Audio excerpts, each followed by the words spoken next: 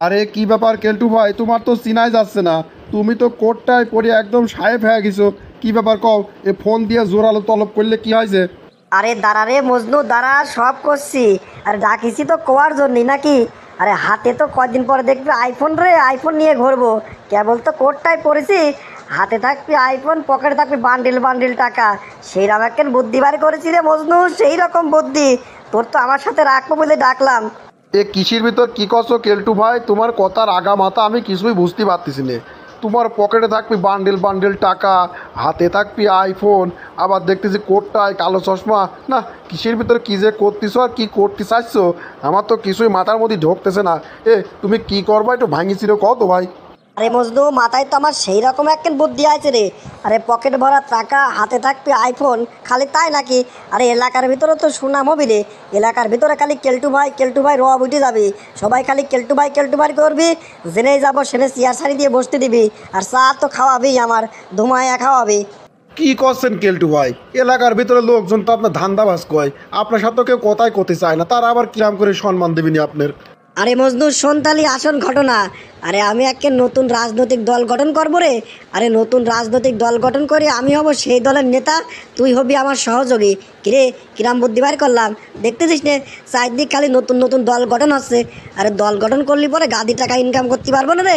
ইনকামও হবে নি, দল গঠনও চলবে নি, যদি কোনো রকম একবার পদে উঠে যেতে পারি, বুঝিস নে? কি করছেন কেলটু ভাই? আরে আপনি একজন সিটার বাটপার মানুষ, আপনি সব জায়গায় সিটার বাটপারই করেন, সেই জন্যই আমি আপনার গুরু বলে মানি। কিন্তু এই বিষয়ে তো আমি কিছু করতেই পারতেছি না, গুরু বলেও মানতে পারতেছি না।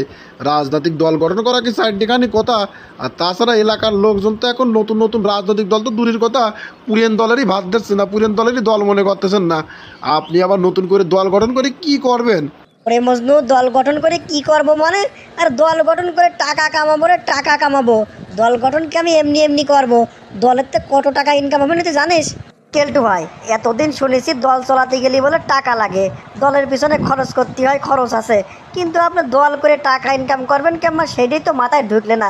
একটু ক্লিয়ার করে কন তো ভাই। ওরে সেরা, আমরা নতুন দল গঠন করি, আর দলের পদের বাণিজ্য করব, পদ বাণিজ্য করব। প্রত্যেকটা দলে কত পদ থাকে না, সভাপতি, সেক্রেটারি, অমুক তমুক, কত কি। এক একজনের এক এক পদ দেবো, তার কাছ থেকে টাকা নেব, বুঝিস নে? পদ বাণিজ্য কার কয়? সভাপতি, সেক্রেটারি, অমুক তমুক, মেলা পদ্মগুরু। তাহলে এক কাজ করেন, আপনি অফিস আদালতে কোনে কি কাগজপাতি সাবমিট করা লাগে, কোনটি কি অনুমোদন নেওয়া লাগে, তাড়াতাড়ি নিয়ে আসেন।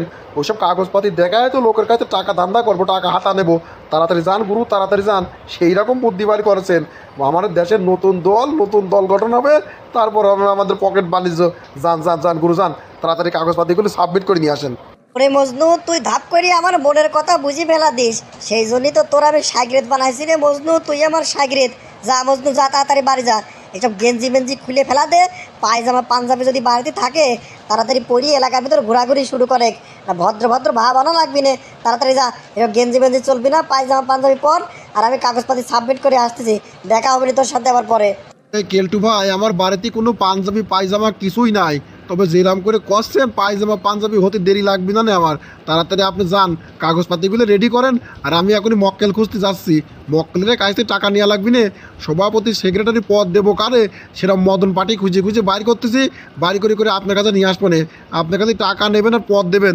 যান তাড়াতাড়ি যান, আমি কিন্তু লাগিয়ে পড়তেছি এখনই পার্টি খোঁজার জন্যে। বাহ বাহ কেলটু, বাহ, সাবাস কেলটু, সাবাস। তুই তো দেখতেছি একদম রকেটের গতিতে আগাবিনি রে। যা, আমি অফিসে যাচ্ছি কাগজপাতি ঠিক করতে। এর মধ্যে তুই মক্কেল খুঁজে বার কর, তারপর আসি কথা হবে নি। আরে সভাপতি সাহেব, কি ব্যাপারটা কি? কখন তো কলিং বেল টিপতেছি, গেট খোলার নামে কোনো খোঁজই নাই। একজন দলের এত বড় সভাপতি, তার বাড়িতে লোকজন দেখা করতে আসলে পরে যদি এত সময় লাগে, তাহলে হয় নাকি? সভাপতি সাহেব, এখন তো যেন একবার কলিং বেল চাপ দিলে গেট খুলে যায়, সে ব্যবস্থা করবেন। এ মজনু, তোমার কি মাথা টাথা খারাপ হয়ে গেছে? কৃষির ভিতর কি করছো তুমি? আমি সভাপতি মানে কৃষির সভাপতি আমি আবার হলাম? আমি নিজেই জানি না আমি সভাপতি, তুমি আবার সভাপতি করে ডাকতেছো। এ কি হয়েছে? কৃষির মধ্যে কি করছো? কিছু খাইছো নাকি?